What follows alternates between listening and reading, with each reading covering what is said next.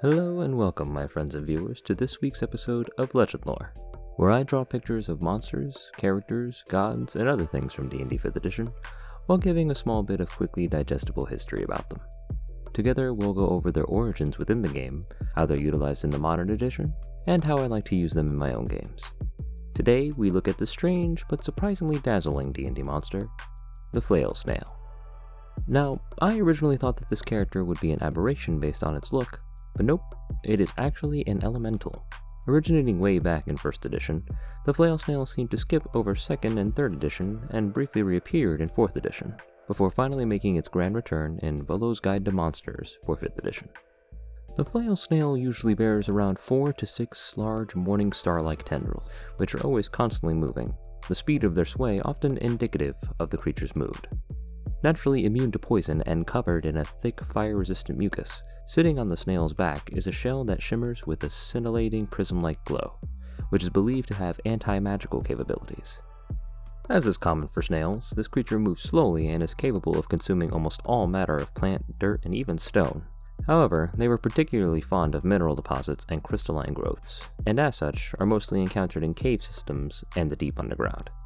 While the snail's mace-like appendages can be dangerous in their own right, its primary defense comes from its magic-devouring shell.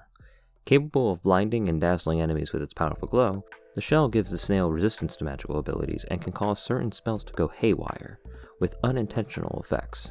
This includes reflecting the spell back at the caster, canceling the spell outright, or consuming it and re-unleashing it as a burst of magical force that can knock the party right on their ass. For those interested in the loot aspect of things, an intact shell of a Flail Snail can sell for up to 5,000 gold pieces, and can be used to produce small armor pieces or shields that can retain their anti-magical properties.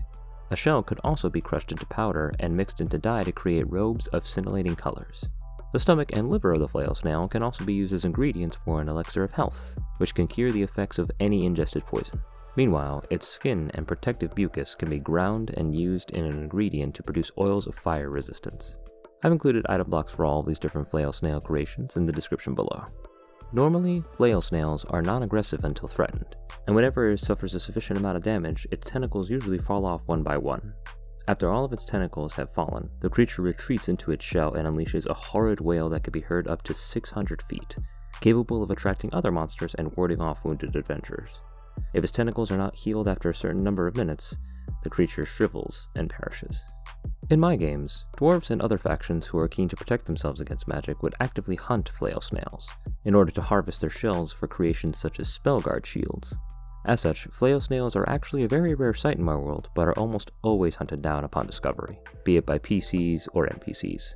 If harvested properly by a druid or a ranger, they can fill a party's purse with a hefty amount of gold.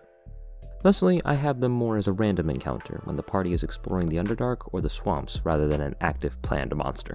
Though one of my favorite maneuvers is to set up a pseudo-trap, in which a party around 5th level will see the telltale glowing shells of the snails down in a deep pit.